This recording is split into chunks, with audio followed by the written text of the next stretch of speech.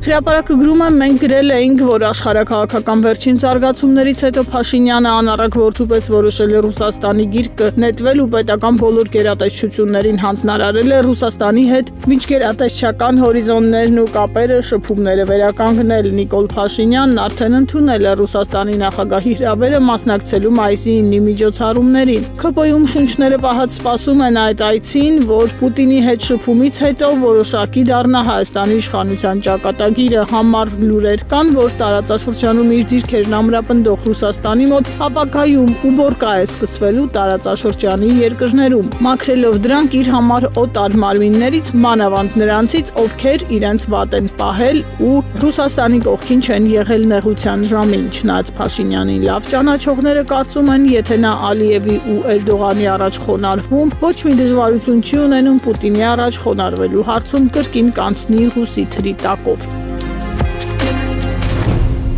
Փաստը գրում է, Փաշինյանը երեկ հայտարարեց խաղաղության համաձայնագրի նախագիծը համաձայնեցված է ու սպասում է ստորագրման ու ինքը պատրաստ է իր ստորագրությունը դնել այդ փաստաթղթի ներքո։ Ինչպես կեսկատակ նշում էին շատերը սոցցանցերում, մեկ էլ տեսար համաձայնագիրը երկու օրինակից տպեց, միակողմանի ստորագրեց, ուղարկեց Բաքու։ Իսկ եթե ավելի լուրջ, նախ պետք է նշել, Փաշինյանը պատրաստ է թշնամու հետ ստորագրել մի թուղթ, որի բովանդակությունը անհայտ է Հայաստանի քաղաքացուն ու դա ի դեպ անում է նույն Փաշինյանը, որը պուրսք էր ծեծում ու բղավում, որ երբեք ժողովրդի թիկունքում համաձայնության չի գա, իսկ հետո ստորագրեց նոյեմբերի 9-ի փաստաթուղթը։ Հիմա էլ պատրաստ է սա ստորագրել։ Թերթն արձանագրում է, որ առկա հրապարակային ու պաշտոնական հայտարարությունները, փորձագետների մեկնաբանությունները թույլ են տալիս գործնականում կարծիք կազմելու, որ գործ ունենք վերջնագրի կամ ինչպես շատերն են գնահատում, բացահայտ կապիտուլյացիայի հետ։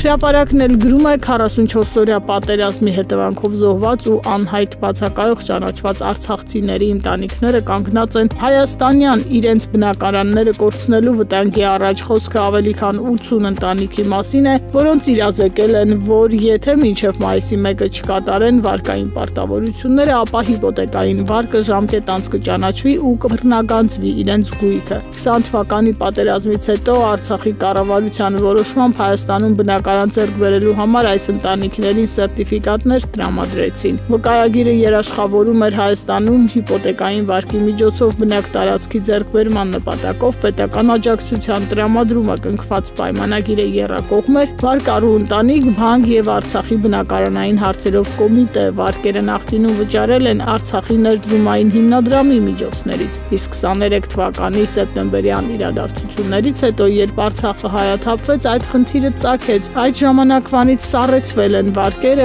ու շաբաթներ առաջ միայն այդ մարդկանց ծանուցել են, որ եթե չվճարեն վարկը, գույքի բռնագանձում կսկսվի։ Մինչդեռ արցախցիների կարծիքով Հայաստանի պետական մարմինները մեկ օրում կարող են լուծել խնդիրը, վերագրանցելով Արցախի Հանրապետության ներդրումային հիմնադրամը, որն Արցախ բանկի ավելի քան 45%-ի բաժնետեր է եւ կարող է շարունակել կատարել իր պարտավորությունները։ Հավանաբար իշխանությունները որոշել են տնից զրկել այդ ընտանիքներին, գույքը խլել ու ստիպել, որ արտագաղթեն Հայաստանից։